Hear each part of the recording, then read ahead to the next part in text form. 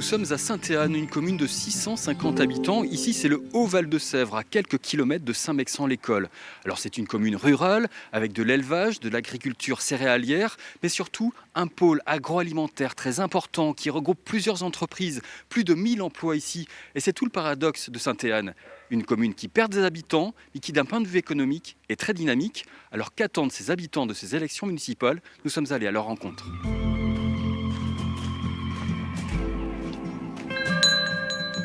Qu'est-ce que vous attendez de ces élections, vous?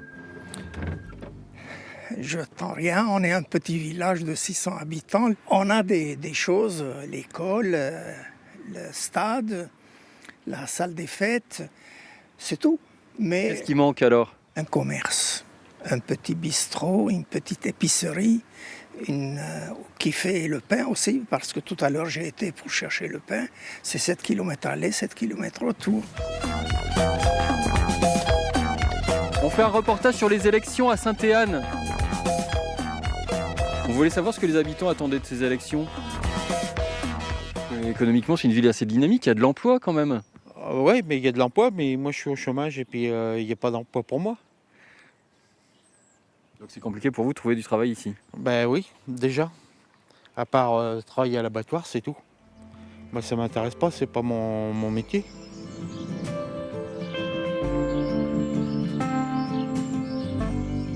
Pour ces municipales 2020 à Sainte-Anne, deux listes s'affrontent, une première depuis 1995, un duel entre deux candidats.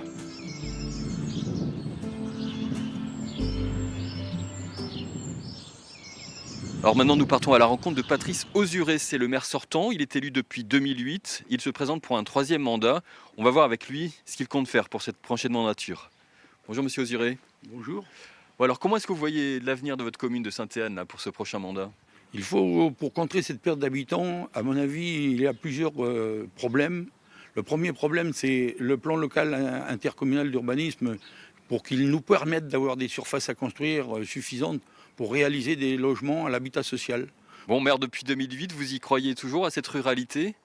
Oui, j'y crois toujours, je dirais que oui et non, parce que vu les dispositions qui sont prises aujourd'hui, les conséquences de la loi NOTRe qui vont vers la concentration sur les bourgs-centres, les métropoles, les agglomérations et les métropoles, je dirais qu'on est un peu les oubliés de la République, hein, parce que la vie rurale, il faut, dans l'avenir, protéger ce qui existe, s'appuyer sur les associations communales, l'école rurale.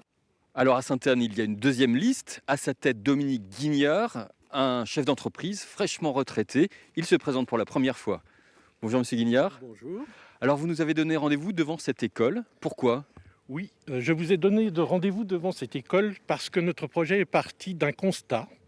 Depuis 12 ans, nous avons vu les effectifs de l'école passer de plus de 55 enfants à 27 enfants aujourd'hui.